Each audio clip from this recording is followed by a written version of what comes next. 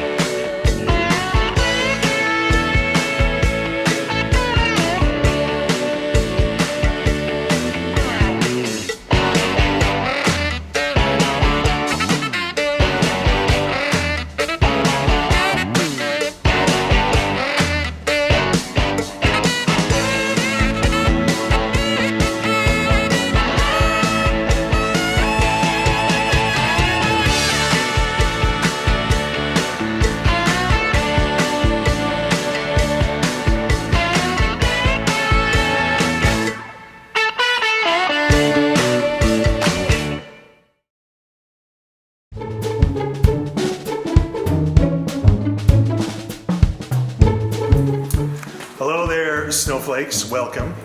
This is the big finish for the 1968 Super Alpine. Give you a brief rundown of what happened with this machine and the work that's been done. When Eric so generously sold me this machine at an extremely fair price, and thank you, Eric. I am very happy for that. Otherwise, this wouldn't be sitting here. But anyhow, Eric is the dream weaver. Jeez, when's the wedding? Ooh, dream weaver. He's so handsome.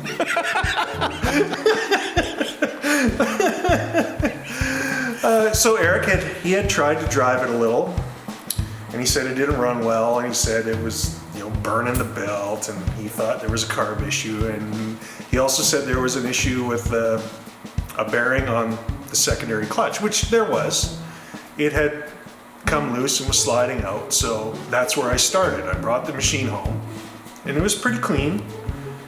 Took the hood off, and I pulled the secondary apart, and I replaced the spring and the bearings, and I repaired the bushing.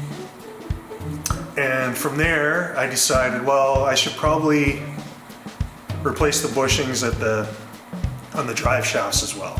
Check out the drivers, the axles, pardon me, and the rear axles, and the bogies.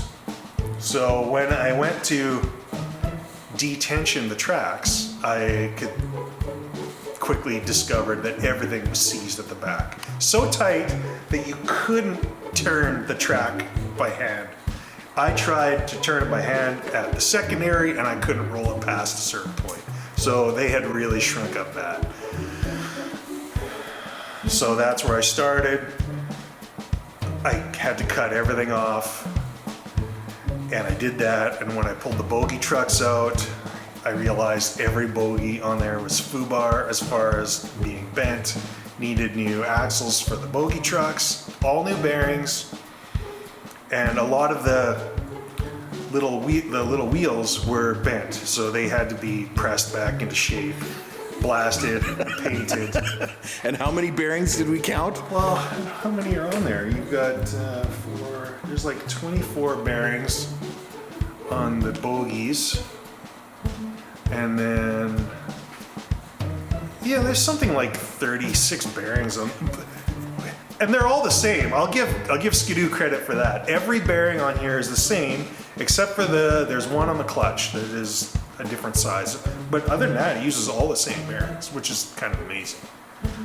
Well, that's convenient. Yeah, it's convenient. You buy them by the Did crate. I buy brand name bearings? Of course not. That would be a small fortune. I went with the Chinese brand bearings, and which is good enough for the bogies. I don't care. Actually, on everything, whatever. It's so easy to work on. If you can take it apart, that's not an issue. So I did that. I made new tensioners for the tracks because they were so bad. And I actually needed the tracks to shrunk up so badly, I had to make the tensioner brackets longer than the originals in order to use the tracks.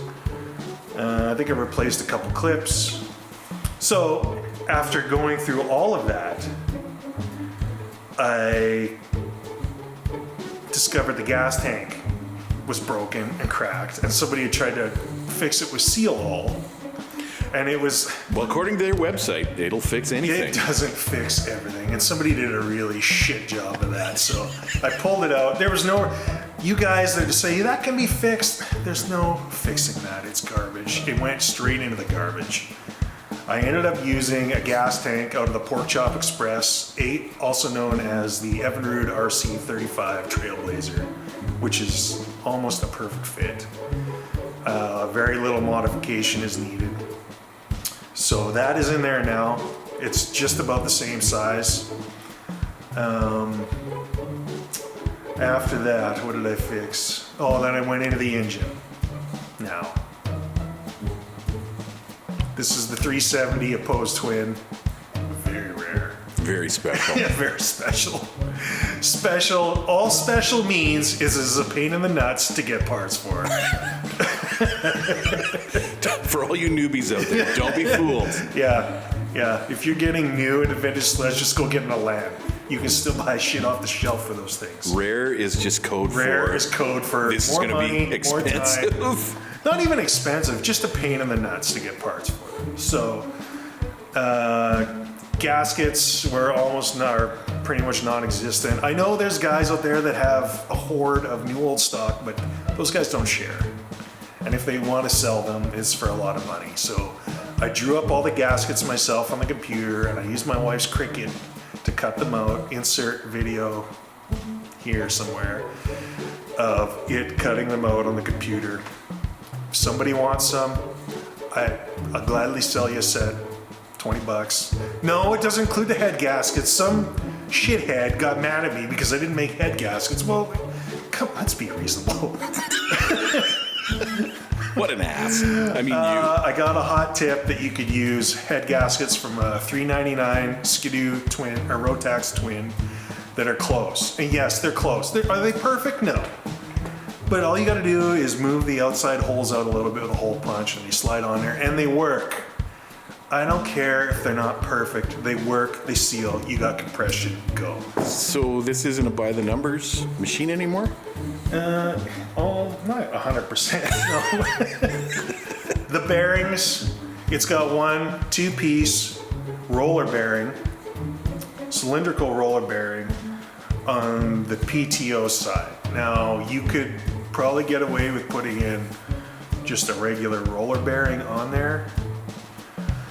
I found one on eBay that I got for a reasonable price from, I think it came from Israel or something, before the war started, so it's been a while. I don't know what the price is like now.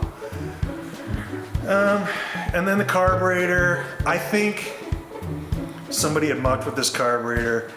It's like a weird thing where the bottom plate, the screw has to be countersunk in order to fit because it's so tightly close to the coil. Otherwise it hits. And so you got to modify that or move your coil somewhere else. There's all kinds. And then the electrical on here was really garbage too. Somebody really did a hack job with the wiring. I just yanked it all and started over. It's not that difficult. What else did I put on here? I made new grills for the front, cut them out of some black plastic. I don't need perfect reproduction grills. They look, in fact, you asked me, mine look better, but that's me. And they're not gonna break. They're made from cold weather plastic. Yeah, that's about it. No, not true. The steering. The steering was bent. The steering post was bent. And seized. The steering, you're right. The steering was seized inside.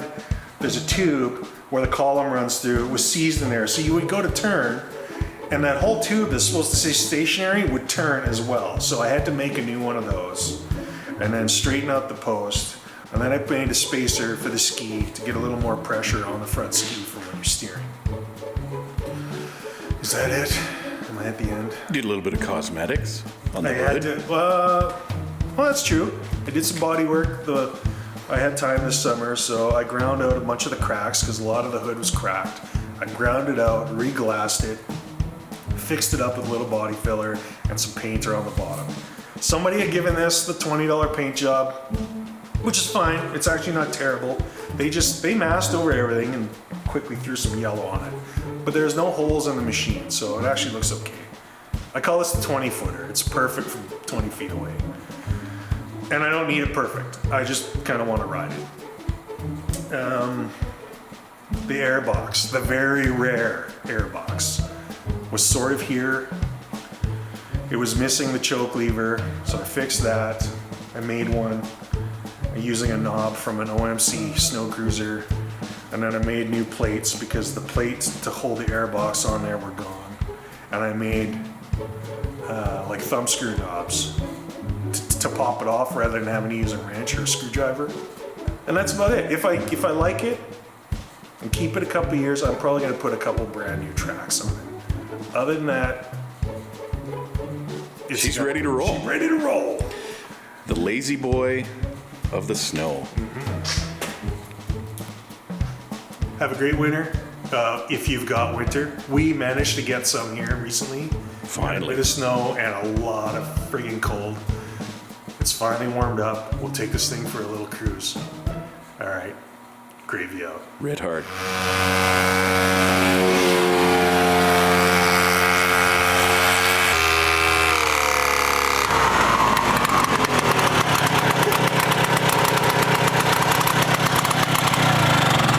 This thing steers an awful lot like a Walmart shopping cart with the one front wheel locked up.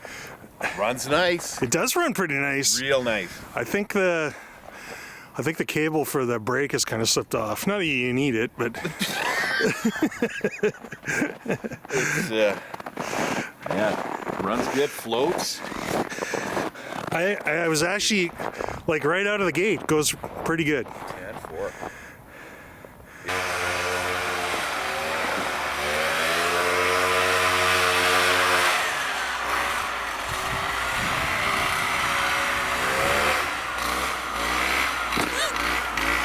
He's gonna have to get a bigger acreage to be able to turn this thing.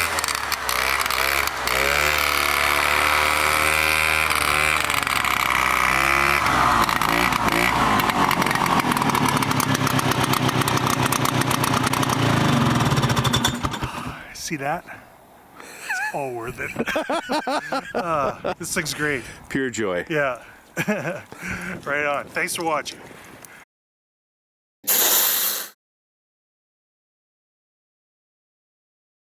Don't forget to hit that like and subscribe. Oh my God. Like we care. Somebody. Do we have to? If you want to like and subscribe, we don't care, to be honest with you. I mean, we do care. Obviously, we're sharing this video with you. It's nice to know there are other people that are into the same sort of nonsense, but if you think we're making a pile of money from these stupid videos, don't kid yourself. It's mostly we're entertaining ourselves. As you can tell. And by mostly, completely. Completely.